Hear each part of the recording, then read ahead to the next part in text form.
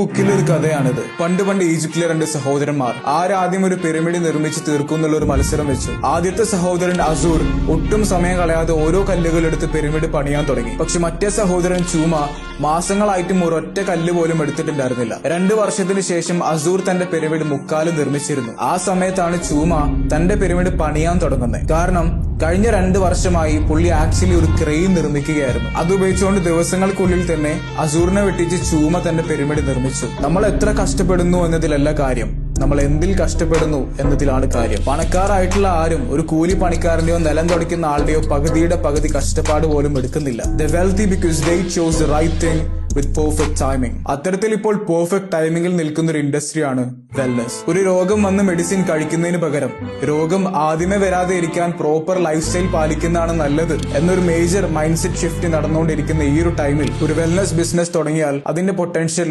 Unlimited ആണ്.